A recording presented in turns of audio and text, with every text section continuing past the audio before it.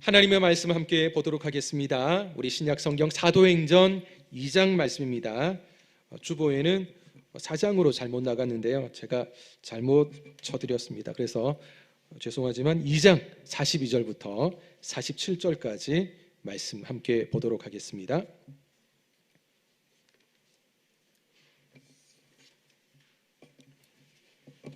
사도행전 2장 42절부터 47절까지 우리 한 절씩 교독하도록 하겠습니다.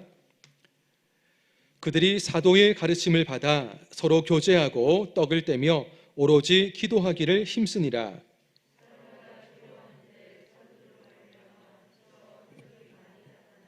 믿는 사람이 다 함께 있어 모든 물건을 서로 통용하고 날마다 마음을 같이하여 성전에 모이기를 힘쓰고 집에서 떡을 떼며 기쁨과 순전한 마음으로 음식을 먹고 하나님을 찬미하며 또 온 백성에게 칭송을 받으니 주께서 구원받는 사람을 날마다 더하게 하시니라. 아멘. 글렌 와그너라는 목사님이 계시는데요, 이분이 쓰신 책 가운데 하나님의 교회 대 교회 주식회사라는 이런 책이 있습니다. 그러니까 하나님의 교회와 교회 주식회사, 좀 어울리지 않는 단어인데 그런 책을 쓰신 이유가 있습니다. 이분이 신학교를 졸업하고 한 교회에 담임 목회자로 부임을 했습니다. 근데 교회 성도를 대표하는 한 분이 목사님을 찾아와서 이런 말씀을 합니다. 이제 목사님은 향후 6년 동안 진행하게 될 전략 계획을 세우셔야 됩니다. 따라서 저희 교회는 앞으로 목사님이 하셔야 될 20가지 사역의 목표를 여기 명확히 써놓았습니다. 참고하십시오 하고 20가지 사역 목표를 이제 받았습니다. 근데 읽어보면서 깜짝 놀랐습니다. 왜냐하면 20가지 사역의 목표라는 것이 교회의 본질, 이 속성을 벗어난 세상적인 마인드로 꽉 채워진, 마치 세상의 한 기업의 사업 계획서 같은 그런 내용이었기 때문입니다. 세상 경영 마인드에 따라서 수적인 성장 요구를 했고요, 제자를 키워야 되는 교회에서 조직화, 프로그램 이런 것들만 계속 강조를 하고 있었습니다. 거기에 목사님은 정말 하나님 보실 때 좋은 목자로서의 사명을 함께 감당해야 되는데 마치 기업체의 사장이 되어달라는 그런 내용이었기 때문에 더더욱 놀랐습니다. 그때 목사님이 충격을 받아가지고 하나님의 교회 대 교회 주식회사라는 책을 써가지고 교회가 성장하고 부흥하는 것은 어떤 프로그램을 통해서 되는 것이 아닌데 하나님이 친히 이루시는 것이 부흥인데 이 중심에는 목사가 목자가 되어서 하나님이 기뻐하시는 양들을 돌보는 것이 정말 중요하다라는 것을 그 책에서는 강조를 하고 있습니다. 오늘 이 시대에 많은 교회들은 그런 생각을 합니다. 정말 하나님이 기뻐하는 교회를 어떻게 하면 이루어갈까? 그리고 교회를 이루는 성도님들은 정말 좋은 교회에서, 건강한 교회에서 믿음 생활을 잘 해보고 싶다라는 그런 생각을 해봅니다. 근데 교회 안에도 이런 여러 생각들을 가진 많은 사람들이 있는데 크게는 한 두 부류 정도로 나누어 볼 수가 있습니다. 현재 내가 출석하고 신앙생활하고 있는 교회에 대해서 부정적인 반응을 보이는 성도들이 있습니다. 늘 불평, 불만이 마음에 자리 잡고 있고요, 기회가 되면 막 이걸 쏟아 놓습니다. 우리 교회는 사랑이 없어. 딴 교회는 안 그런 것 같은데 우리 교회는 사랑이 없어. 우리 교회는 부교육자들이 마음에 안 들어. 우리 교회는 이것저것 마음에 다 안 들어. 저는 이제 몇 가지 그냥 쉽게 그냥 예를 이렇게 말씀을 드린 겁니다. 우리 정관운하교회 성도님들은 한 분도 안 계시겠죠. 세상에 많은 교회들도 이런 교회들은 많이 없을 줄로 압니다. 그런데 그런 교회 안에서 어떤 성도님들은 이런 생각을 가지고 있다는 거죠. 항상 부정적인 것, 그리고 불만 가득한 마음들. 근데 제가 이 내용을 또 만들어 가면서 그런 생각을 해봤습니다. 모든 게 다 좀 불만이고 부정적이라면 과연 그분이 믿는 하나님은 어떤 분일까? 하나님은 그렇게 말씀하지 않을까 생각을 했습니다. 얘야, 교회가 이렇게 불만 가득한 곳이라면 너는 나에게도 불만이 많겠구나. 너 나 좋아하지 않지? 아마 이런 생각하지 않을까, 이런 생각을 해봅니다. 그런데 또 다른 부류의 성도님들은 자기 교회에 대해서 자부심, 아주 자랑스러운 마음이 가득한 그런 성도님들이 있습니다. 교회에 대해서 항상 긍정적이죠. 완전 반대죠. 어떤 분들은 부정적인 부분으로 가득 차 있다면 또 다른 성도님들은 긍정적인 마인드, 그리고 항상 내 교회를 사랑하고 하나님께서 보내주신 이 믿음의 공동체를 너무너무 자랑스러워합니다. 사회에 나가서 친구들과 얘기하다 보면 내 교회에 대해서, 내가 믿음 생활하는 이 교회가 얼마나 좋은지, 이것도 좋고 저것도 좋고, 세상 사람들은 이해를 못하더라도 모든 것이 좋다는 거죠. 하나님 보실 때도 얼마나 좋을까라는 생각을 해봅니다. 그런데 이런 긍정적인 마인드가 참 좋지만 또 간혹 이런 분들이 또 있습니다. 다 좋은데, 다 이런 자랑거리가 되는데 본질적인 부분을 벗어나서 비본질적인 부분까지 너무 강조하고 오히려 본질적인 부분보다 비본질적인 것이 더 교회 위에 앞서는 그런 분들이 있다는 거죠. 예를 들어서 내가 다니고 있는 교회는 어느 지역에 있는데 이 지역이 내가 살고 있는 이 도시의 중심가에 있잖아. 그래서 우리 교회가 땅값이 굉장해. 이런 분들이 있습니다. 어떤 분들은 내가 다니는 교회는 성도님들이 몇천 명이나 된다니까. 몇만 명이나 돼. 이런 부분들.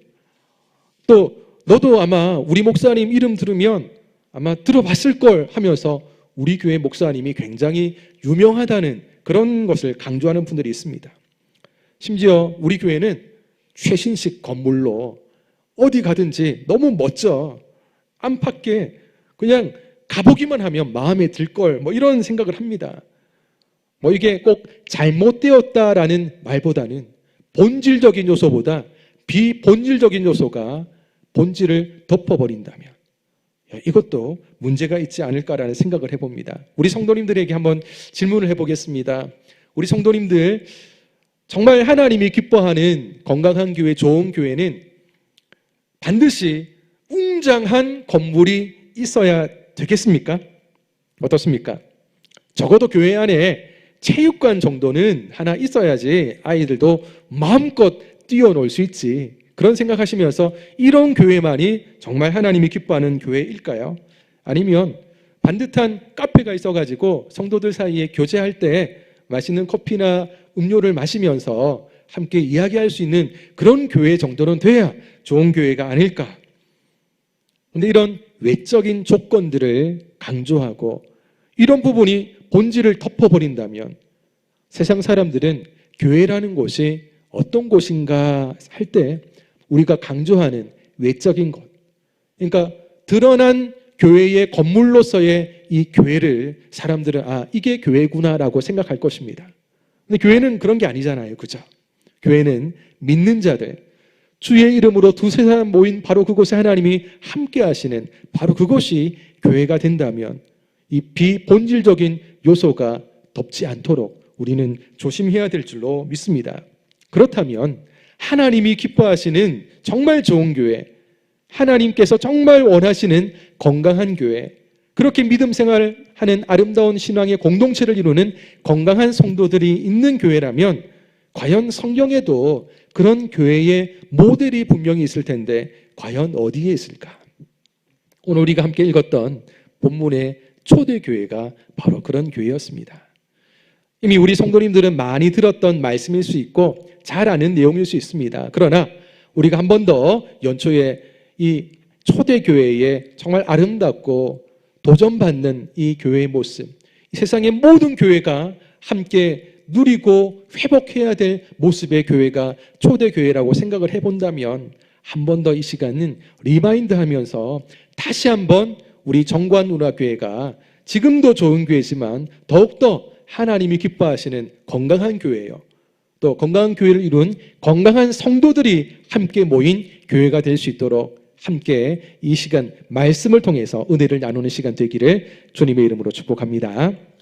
자, 그렇다면 사도행전 2장 말씀 처음부터 보면 사도행전 2장에는 오순절날 성령께서 임합니다. 기도를 하는데 어느 날 성령께서 그곳에 임하셨습니다. 그리고 성령에 감동받은 제자들이 복음을 증거합니다. 말씀을 쭉 읽다 보면 베드로가 복음을 전파하는데요. 그 복음을 들은 사람들 가운데 무려 3,000명이 예수님 믿겠다고 이야기하면서 세례를 받고 믿음의 공동체 안으로 들어왔습니다. 생각만 해도 감격스러운 일 아니겠습니까? 그죠? 예수님 믿지 않는 사람들이 베드로가 전한 복음의 메시지를 듣고 나도 세례 받겠다. 그 당시에는 예수 믿는 것이 편하고 자유로운 게 아니고요. 예수 믿는다는 것은 생명을 걸어야 될 이유였습니다. 그런데 한자리에서 3,000명이 세례를 받고 예수 믿겠다고 하면서 믿음의 공동체 안으로, 교회 안으로 성도들이 갑자기 확 일어나니까 아마 교회도 감당하기 힘든 부분일 수도 있었습니다. 그래서 초대교회는 정체성을 분명히 세워야 되는데 가장 중요한 몇 가지가 무엇일까라고 생각하는 가운데 오늘 본문에 보니까 그 몇 가지를 소개하고 있습니다. 우리 함께 읽었던 2장 42절을 이 말씀에 4가지로 압축해서 표현하고 있는데요. 우리 한 번 더 이 말씀을 읽도록 하겠습니다. 시작. 그들이 사도의 가르침을 받아 서로 교제하고 떡을 떼며 오로지 기도하기를 힘쓰니라. 아멘. 자, 첫째는 무엇입니까? 사도의 가르침. 두 번째는 서로 교제하는 것. 세 번째는요, 떡을 떼는 것. 네 번째는 기도에 힘썼다는 것. 바로 이 네 가지를 집중해가지고 사역하기로 마음을 먹었습니다. 자, 그럼 몇 가지를 한번 살펴보겠습니다. 사도의 가르침은 무엇인가? 사도들은 가르칠 때 무엇을 말했겠습니까? 바로 예수 그리스도, 복음의 진리를 사람들에게 전했겠죠. 사도들은 실제로 예수님과 함께했던 인물들이기 때문에 예수님을 통해서 직접 들었던 복음의 메시지, 그리고 예수님과 함께하는 가운데 경험했던 이 놀라운 사실들을 전파했습니다. 그리고 구약의 예언의 말씀들을 분명히 가르쳤을 겁니다. 그러는 가운데 많은 성도들은 당시 예수님을 사실 만나보지 못했던 성도들이 많았기 때문에 사도들의 가르침을 통해서 복음이 무엇인가, 예수님이 어떤 분인가를 알 수 있었고 그들이 믿음 안에서 성장할 수 있는 가장 기초가 되었다는 것이 바로 이 사도의 가르침이었습니다. 그리고 두 번째, 서로 교제하는 것. 바로 이것은 나눔으로 표현이 됩니다. 왜냐하면 이 교제는 헬라어로 코이노니아라고 말을 합니다. 근데 이 코이노니아 말은요, 공유하다, 서로 나누다라는 의미가 있습니다. 그래서 우리가 보통 교제하면 함께 모여가지고 이야기하고 하는 그런 시간 보내는 것을 생각하기 쉬운데, 진짜 교제는 무엇인가? 바로 내 것을 나누는 겁니다. 물질을 나누고 마음을 나누고 다른 사람들의 필요를 위해서 내 것을 기꺼이 나눌 수 있는 것, 바로 그것이 진짜 교제인 것을 볼 수가 있습니다. 바로 이런 모습은 사실 가족 안에서 보여지는 모습이죠. 우리 가족들은 어떻습니까? 힘들어도 내 것을 내 가족을 위해서 아낌없이 희생하며 다 나누죠. 근데 보통 정말 중요한 것은 다 가족들은 마음껏 나누지만, 근데 이 가족이 아니라고 생각을 한다면 내 것이 어떤 거는 나누지만 어떤 것은 나누기가 힘들 때가 많습니다. 그런데 진짜 교제는 내 것을 아낌없이 나누는 것. 그래서 교회는 서로의 필요를 채워주는 곳임을 우리는 꼭 기억해야 됩니다.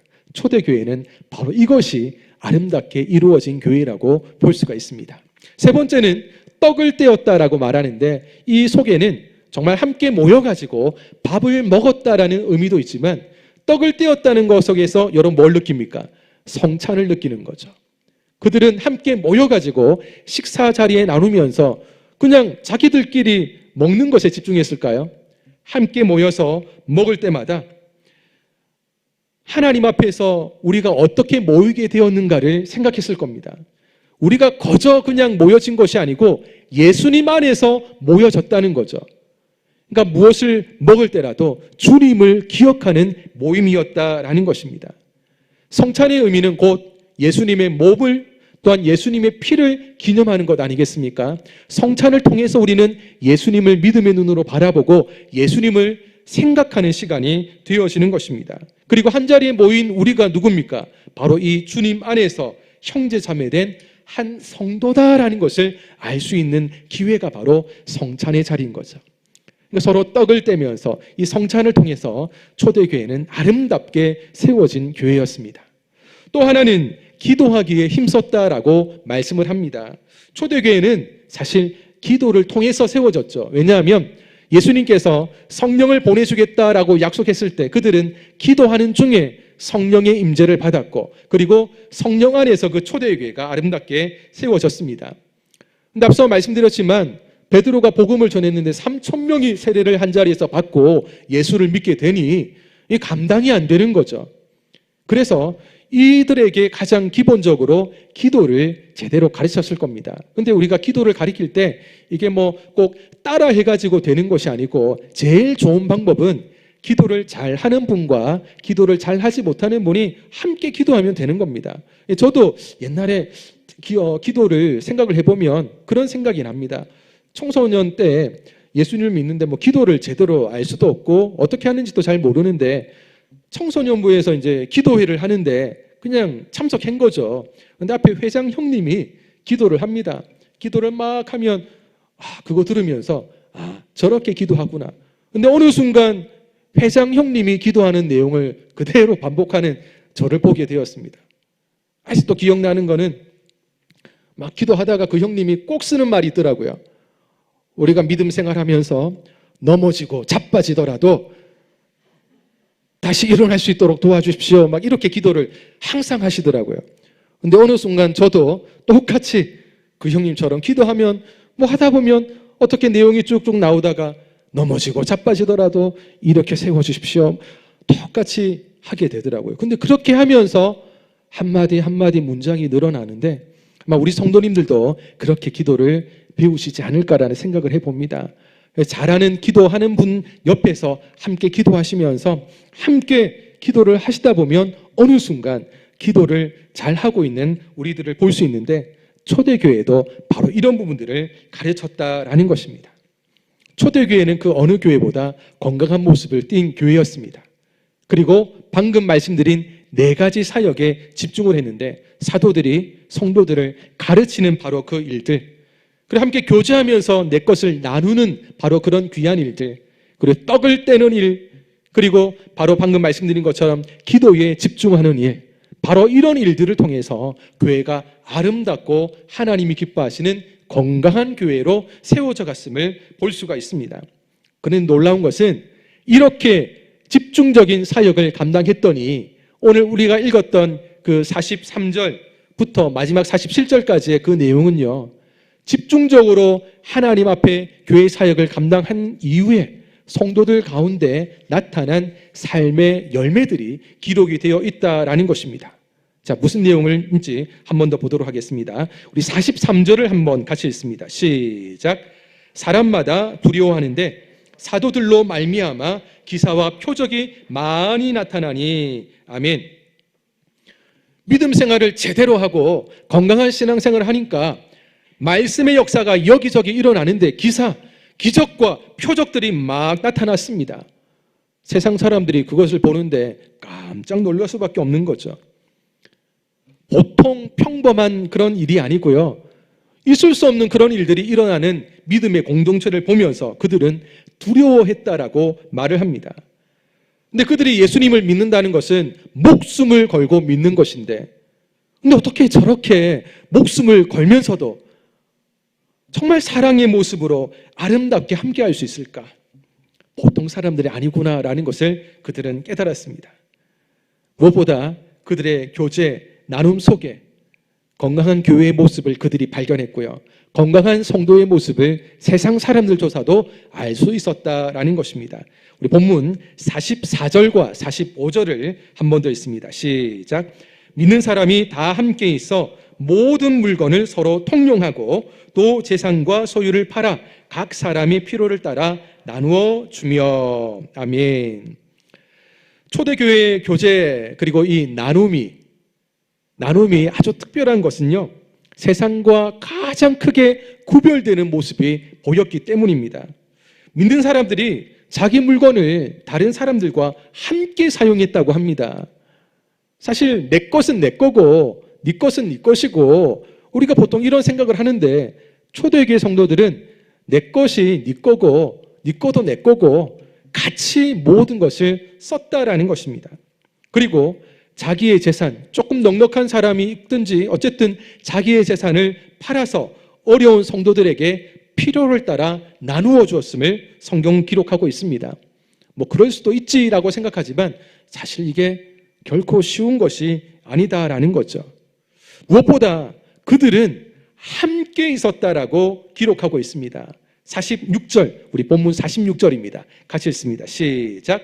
날마다 마음을 같이하여 성전에 모이기를 힘쓰고 집에서 떡을 떼며 기쁨과 순전한 마음으로 음식을 먹고. 아멘. 날마다 마음을 같이하여 성전에 모이기를 힘썼습니다. 집에서는 떡을 떼고 식사를 함께 나누었던 영적 가족의 모습을 우리는 그들을 통해서 볼 수가 있습니다.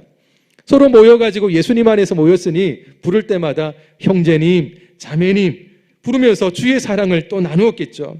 근데 사랑이라는 거는 우리 성도님들이 잘 아시지만 그냥 사랑, 이게 자랑이 아니죠, 그죠? 추상적인 게 아니고 행동으로 실천으로 옮길 때 사랑의 능력은 나타나게 되어 있습니다. 그들은 교제와 나눔을 통해서 주님의 사랑을 아낌없이 표현했습니다. 바로 이것이 진짜 코이노니아였던 거죠. 초대교회는 예수님을 사랑했습니다.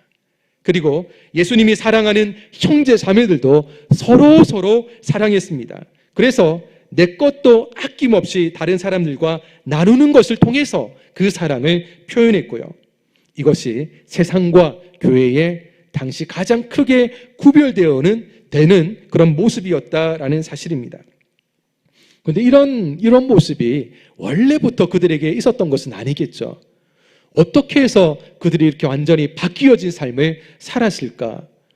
다름이 아니고요, 그들이 집중했던 것 중에 우리가 처음 보았던 사도들의 가르침. 사도들은 다른 평범한 이야기가 아니라 예수 그리스도에 대해서, 복음의 진리에 대해서 하나님의 말씀들을 그들에게 가르쳤고, 그리고 그들은 제대로 그 말씀을 배웠기 때문에 그 말씀에 순종할 수 있는 믿음의 사람이 되었다는 거죠.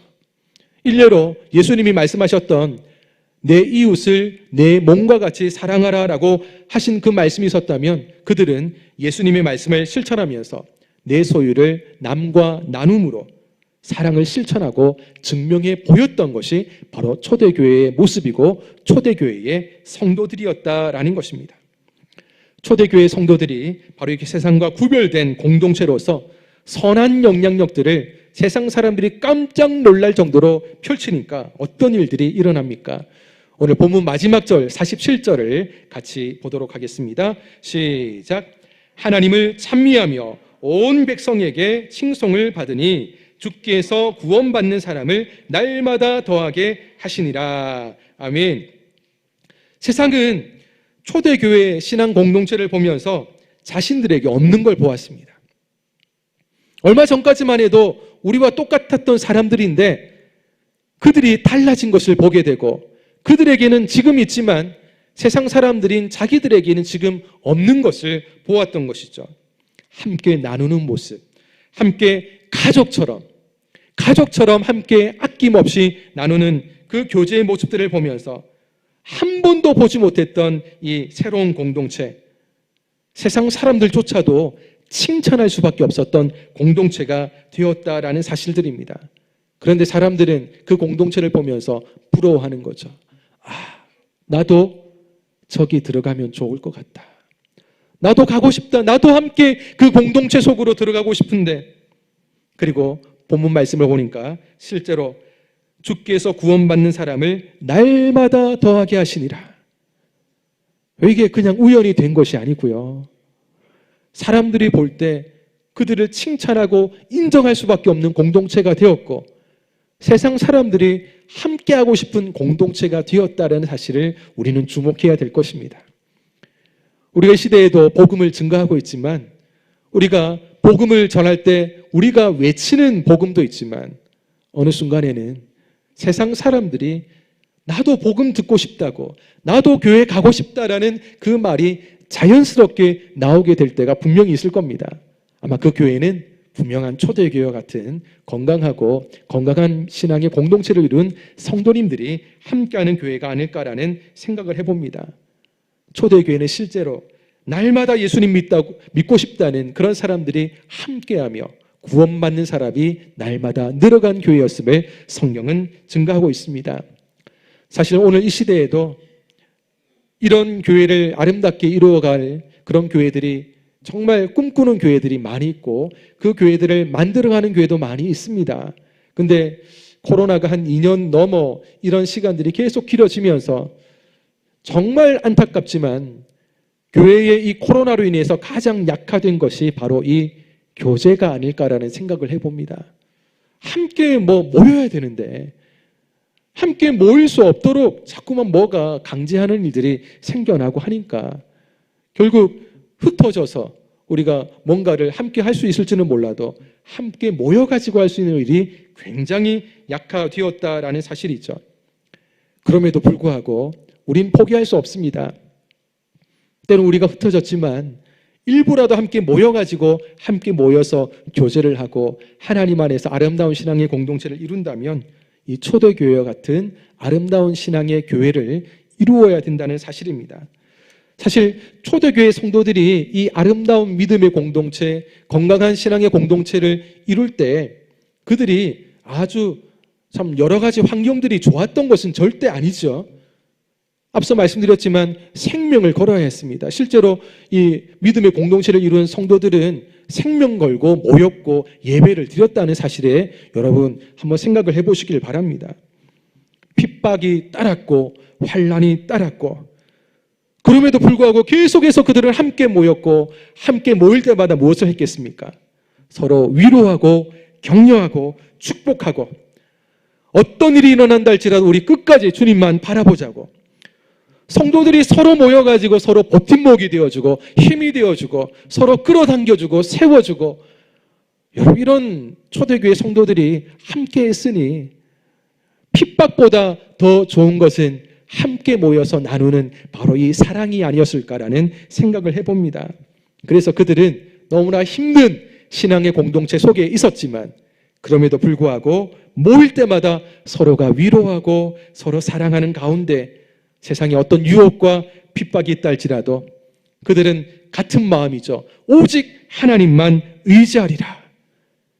모여서 흩어질 때 되면 하나님은 그들에게 주신 그 새 힘으로 그 믿음의 용기를 가지고 세상 가운데서 신앙의 이 귀한 모습들을 잃어버리지 않았다는 겁니다. 당시 로마에는 그리스도인들을 비밀리에 감시하고 그리고 그들을 보고하는 스파이들이 곳곳에 숨어 있었다고 합니다. 근데 그런 스파이들이 높은 사람들이나 황제에게 보고했던 그리스도인들이 어떤 사람인가 이런 걸 보고하는 내용 가운데 한결같이 들어가는 내용이 있었는데 그게 무엇이었느냐 하면 그들은 서로 사랑하는 사람들이었습니다. 여러 가지 보고가 들어가는데 한결같이 빠짐없이 들어가는 내용이 그들은 서로 사랑하는 사람들이었습니다 라는 내용이 항상 들어갔다고 합니다. 이처럼 초대교회는 가족보다 더 따뜻한 사랑 나눔 바로 이런 모습들이 있는 교회였습니다. 그리고 목숨 걸고 드렸던 예배 속에 여러분 생명 걸고 예배하니까 마음이 어떻습니까? 오늘 이 예배 드리면서 내일을 기약을 못하는 거죠. 붙잡혀 갈 수도 있고 죽을 수도 있기 때문에 오늘이 마지막이다라고 생각하면서 함께 예배를 드리니 하나님 안에서 예배하는 그 시간이 뜨겁고 찬양이 살아있고 기도가 열정이 있고 하나님의 말씀을 듣는 성도들마다 간절함이 있는 사모함이 있는 바로 그런 예배 자리가 되었다는 겁니다. 자연스럽게 건강한 교회 공동체가 이루어졌고 그 속에 있는 성도들은 건강한 믿음의 사람들이 되었다라는 것이 바로 이 초대교회의 모습입니다. 하나님은 이미 우리 정관운화교회를 이런 아름다운 믿음의 공동체로 세워주셨고, 또 이런 더 건강한 공동체로 세우기 위해서 우리 성도님들이 함께 모여서 신앙의 공동체를 이루고 있습니다. 코로나 때문에 또 쉽지 않은 부분들이 있지만, 그러나 여전히 우리 정관운화교회는 서로가 서로를 격려하고 위로하고 서로 기도해 주는 가운데, 또 힘들어도 이렇게 한자리 모여가지고 예배하면서 하나님이 기뻐하는 교회를 세워가기 위해서 애쓰고 있습니다. 쉽지는 않죠. 그러나 힘들 때일수록 성도님들 서로 보실 때마다 서로 격려해 주시고 위로해 주시기를 바랍니다. 더 많은 관심과 사랑을 나누게 된다면 바로 그 속에 또 옆자리에 혹 보이지 않는 분들이 어느 순간 함께하는 바로 그런 모습을 보게 될 줄로 믿습니다.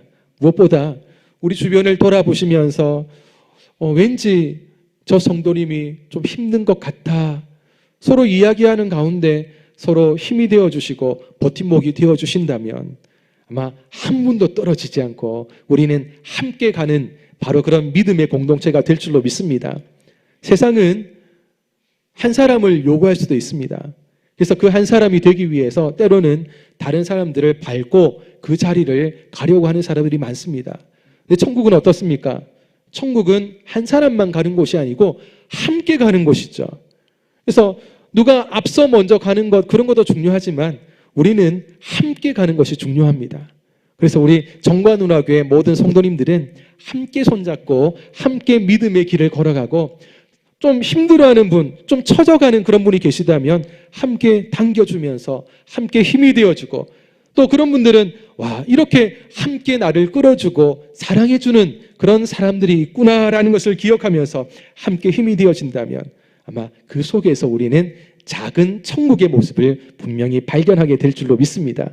그래서 우리는 교회 올 때마다 꼭 기억하십시오. 나는 오늘도 눈에 보이는 작은 천국에 간다. 천국에 가면 바로 우리 성도님들이 바로 그 천국 백성들 아니겠습니까? 볼 때마다 이런 좋은 모습들을 서로 나누게 되어진다면 하나님은 바로 우리 정관운화교회를 그 어떤 교회보다 기뻐하는 교회로 삼아주실 줄 믿습니다. 이런 또 소문이 주변에 막 퍼져나가면 어떻습니까? 소문을 듣고 와가지고 와, 수많은 교회들이 있지만 특별히 정관운화교회가 마음에 끌리고 가고 싶어지고 한 번쯤 나도 교회 안에서 함께 성도들하고 어울리고 싶다, 그러는 가운데 함께 교제하다가 예수님 만나고 구원받는 일들이 일어난다면 그것이야말로 하나님이 가장 기뻐하는 교회의 모습이 아닐까라는 생각을 해봅니다. 마지막 때 하나님이 기뻐하시는 건강한 교회, 건강한 성도님들이 되셔서 하나님의 영광이 온 세상 가운데 선포될 수 있기를 주님의 이름으로 축복합니다. 바로 이 일을 위해서 오늘도 우리는 말씀대로 순종하고 오늘 초대교회의 모습처럼 아름다운 교제, 진정한 나눔이 있는 교회가 되어지며 서로 떡을 떼고 기도하는 일에 힘쓰는 교회를 이루어서 이 시대 하나님께서 기뻐하는 건강한 교회, 건강한 성도의 모델이 우리 정관운화교회가 될 수 있기를 예수님의 이름으로 축원합니다. 기도하겠습니다.